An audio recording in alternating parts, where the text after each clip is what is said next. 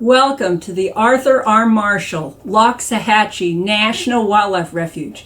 This is Nature Crafts with the Loxahatchee staff, and I'm Ranger Serena. And today we're going to be making a bird's nest.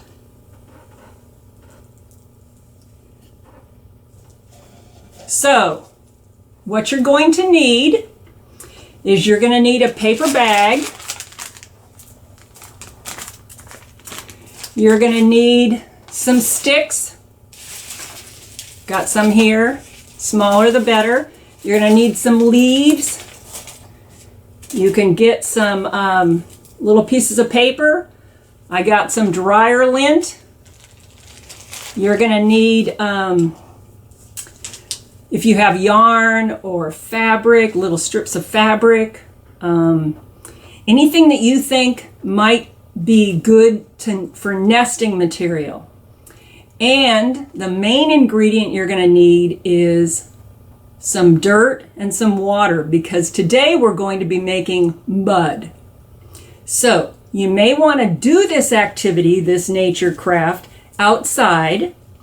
But if you decide to do it inside, bring your dirt and your water and just make mud.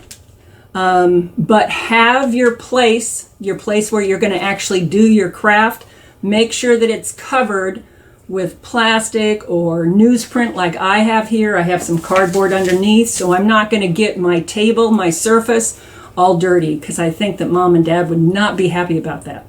So if you decide to get some dirt, that's great. That's what I did. And I actually did some of this the other day just to make sure that it would protect it.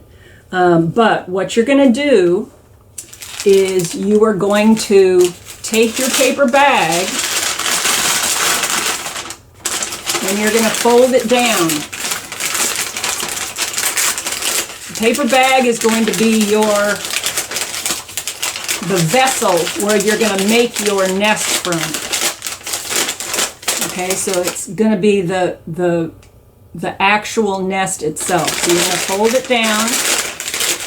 Some directions say to actually cut the paper bag to a third of its size, like just cut it across and then fold it down.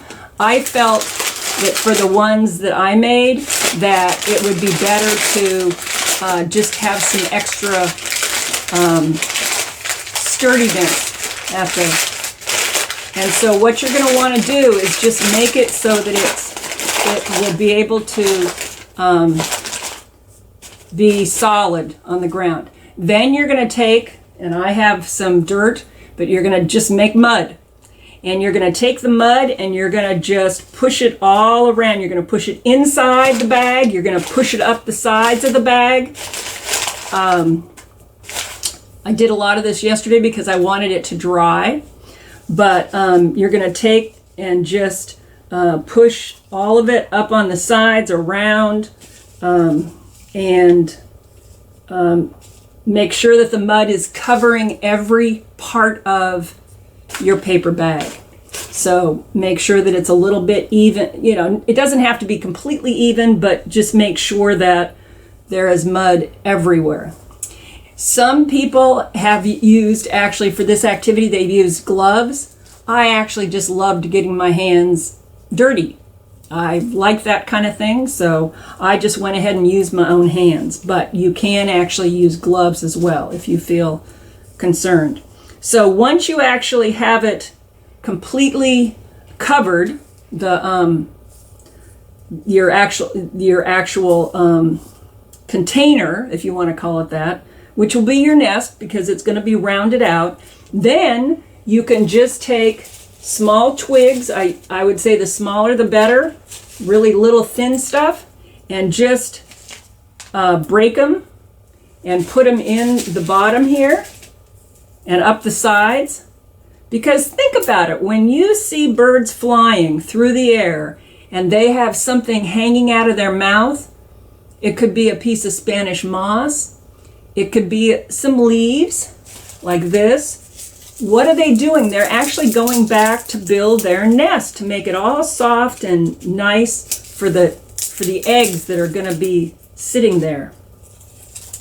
Okay, that's why I say if you have yarn, pieces of yarn or pieces of fabric, I can put pieces of paper in here. Sometimes you think to yourself, what's that bird carrying that for? Well, oftentimes they're going out to make their nest. Now, I've been collecting the lint out of my dryer for some weeks now, and what I do know, and I have seen this, is some birds like to use hair.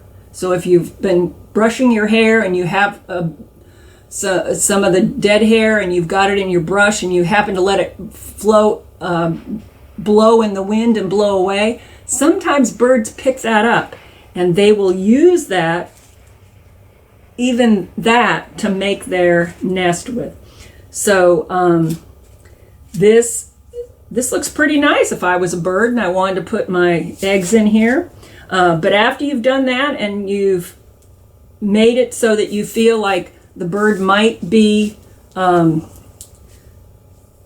like it, actually, before you start to put all the extra things in, you might want to let it dry a little bit. I did, but then I also was using it to like place my sticks and my leaves in it. So it just kind of all depends, but it's a really cool activity and craft. And once you're finished with this, let me show you the one that I made as a sample.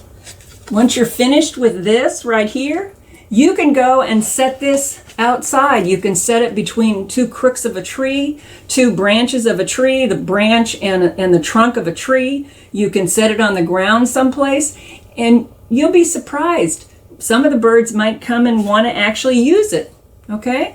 What I also thought I would do while we're on the topic of birds' nests and building homes for animals, I thought I'd show you some other homes that we actually happen to have here at the refuge that we've seen and we've had been collected. Now, some birds, instead of using water, they actually use their spit. And they take their spit and they take the mud and they roll it around in their mouth. I didn't want to go that far. So I didn't use spit, I used water. But some birds like to do that.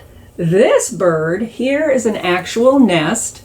You see how this bird took this stick and then made they made extensions so that the nest could actually sit right, be connected to the branch, and then they made their nest around it. So that's pretty darn cool. So that's that kind of a nest that a bird made. Here's another one, and I'm not going to take it out of this plastic bag, but you can see that all the bird did was basically just take different kinds of sticks and weave them in amongst one another. And that's the nest that they had. And then here's another type of a nest. This bird also used some mud to be able to